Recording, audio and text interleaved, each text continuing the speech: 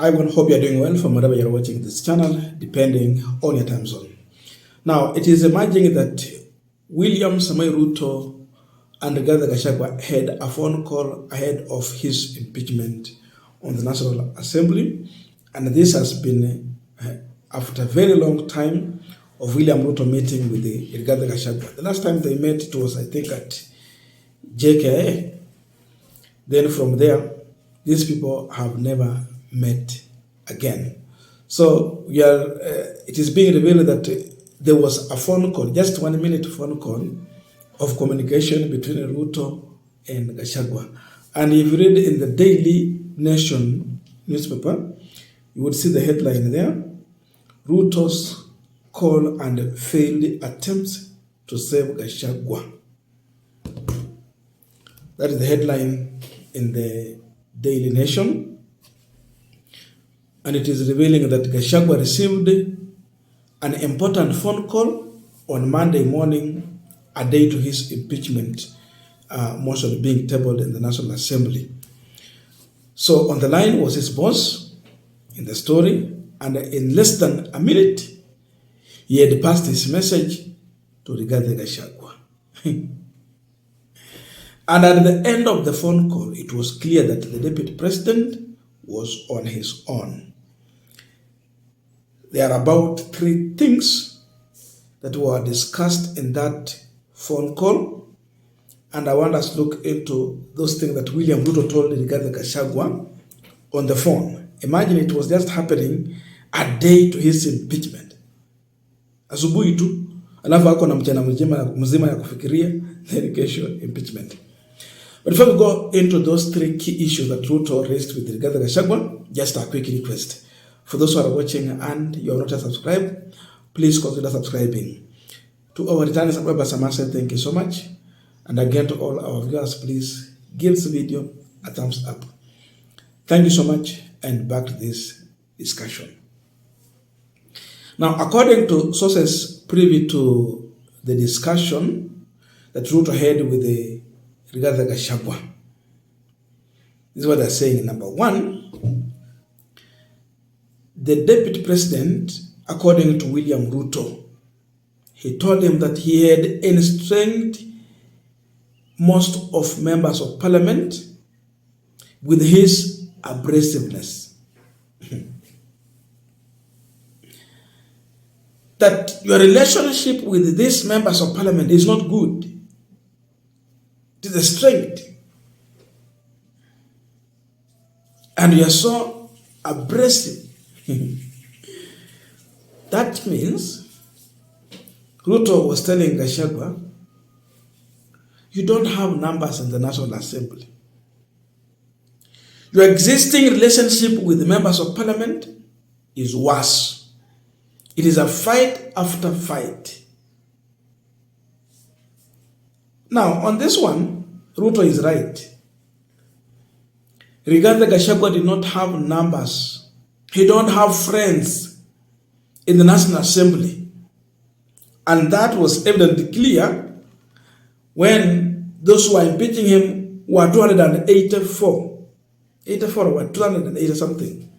And those who supported the Gachagua were only 44. They don't support Gachagua because they are Gachagwa's friend or they not found a reason to do so. It was just political. Sana sana watu wa Wiper. Hakuna mbunge wote kwa chama ya Wiper ni rafiki ya Gachagua. But it was beneficial to Kalonzo in case Gachagua is impeached to the end.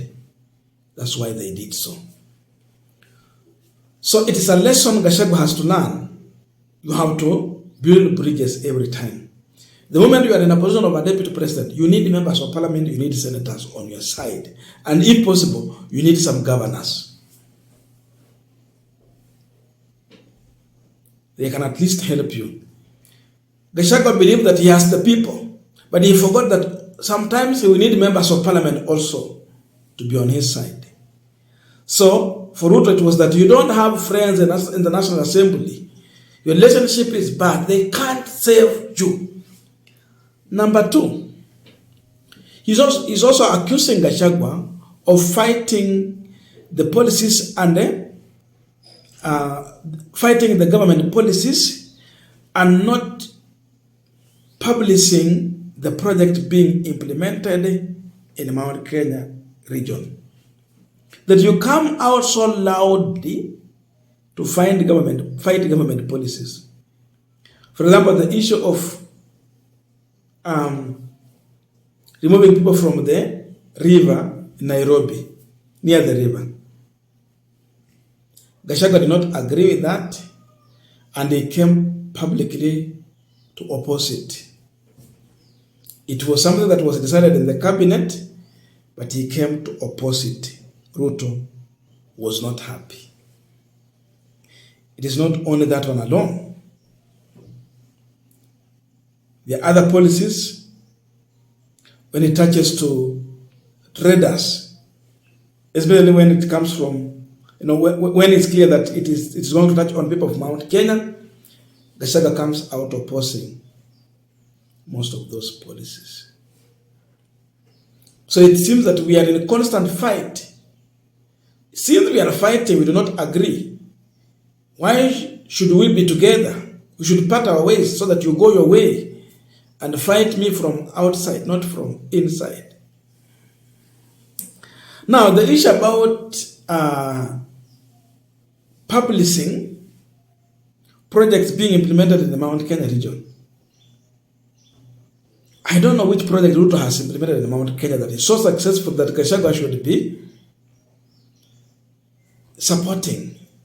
Atapigia debe mradi gani ambaye imesucceed Mount Kenya. Ikifika hapo, mimi niko na maswali ya kuuliza mengi. Ruto is forcing Gachagua to do what he has not done. So was Ruto asking Gachagua,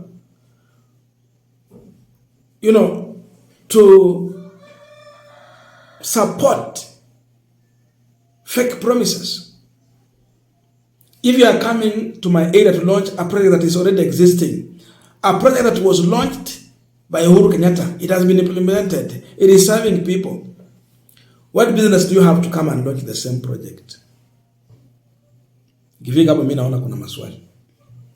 What business does Gachagua has to push for non-visible projects that MORARA KEBASO has been exposing? Sioni shughuli pale, but he's accusing Gachagua of that. Number 3, Ruto is also reported to have alluded to the scheme by his deputy that was the main source of their differences. Now, which scheme is this? Now, we've heard of Gen Z's protest. It was massive. It was explosive. It shaken William Ruto. It threatened Ruto's presidency. There was Sobra mode at State House. National Assembly was invaded. The youth went up to the Senate Speaker's chamber. The next move was State House. That alone was enough to remove Ruto from power. Guess who will take over? If not Gachagua. Ruto is accusing Gachagua of being part of this scheme. Now this confirms to the earlier allegation Gachagua had raised about the NIS boss forcing the issue of Gen Z's protest on Gachagua. Ikifika hapo, I still do not agree with the William Ruto. Ile ya kwanza tunakubaliana na yeye kabisa. Lakini swali. And indeed, if Gachagua was funding Gen Z protest, then Gachagua ni hatari sana. Sana sana akiwa nje ya serikali, anaweza pendua hii serikali. The fact that Ruto did not heed to the cries of Kenyans when they said finance bill is not good. 2024 finance bill. People had already suffered under the 2023 finance bill from 8% to 16%. Now, because they had gone through the pain, they came out and said, hatutanyamaza mfanye maneno tena, we will make noise. Ruto did not listen, but now he's blaming Gachagua as being part of the scheme of the youth who took it to the street in a super massive way to reject the finance bill, and they attempted on taking over the National Assembly, Senate, and then need to go to the State House. I may accuse Gachagua that you are a part of this. So, because of all this, the issue that they have an irreconcilable differences. So, likely in the phone call conversation, it is being reported that that was the last point has been the source of their most irreconcilable differences. Hiyo kubwa kuliko mengine yote. So, ukiangalia ya maneno yote, I think Ruto fears Gachagua. And because he fears him, he don't want to work with him. Hakuna sababu kubwa ya kusema Gachagua ni mbaya chini ya uongozi wa Mheshimiwa Ruto. Ruto pia ni mbaya. Kuna mtu mzuri pale. But that was the conversation they had. I don't know your views, but let us put in the comment section to continue with this discussion. Thank you so much, and see you in our next video.